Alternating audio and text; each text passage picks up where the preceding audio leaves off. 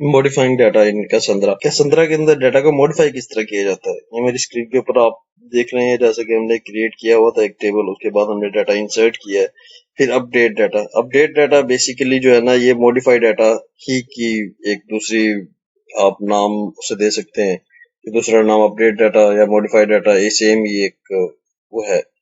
तो इसके लिए सिंटैक्स है वो सेम स्ट्रक्चर क्वेरी लैंग्वेज वाला है कि अपडेट का आपने एक कमांड मेंशन करनी है, उसके बाद टेबल नेम मेंशन करना है, और उसके बाद आपने जो आगे उसकी कॉलन और वैल्यू जो आप सेट करवाना चाह रहे हैं वो आपने मेंशन करनी है, और आगे आपने एक कंडीशन लगा देनी है, जैसा कि मेरी स्क्रीन के ऊपर आप देख रहे हैं।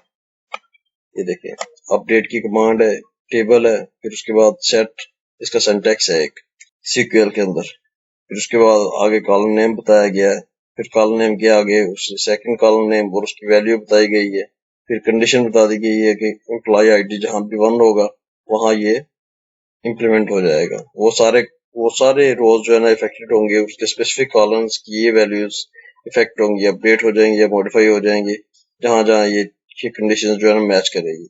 और टेबल कौन सा होगा, एम्प्लॉयज का होगा, एम्प्लॉय टेबल EMP नाम का टेबल होगा की स्पेस के अंदर, और उसके अंदर ये इस तरीके से हम ये अगर कमांड एग्जीक्यूट करेंगे तो ऑटोमेटिकली ये वो जो रोज है वो इफेक्ट होंगे, ये मल्टीपल रोज जो है ना वो चेंज हो जाएंगे। अगर वो एक रो है तो एक ही जो है ना मॉडिफाई हो जाएगी, अगर वो मल्टीपल रोज के अंदर भी अगर इस तरह है, आप कंडीशन कुछ और भी दे सकते हैं। सपोज मैं एम्प्लॉय आईडी के बजाय मैं इसे कह देता हूँ एम्प्लॉय सिटी कराची।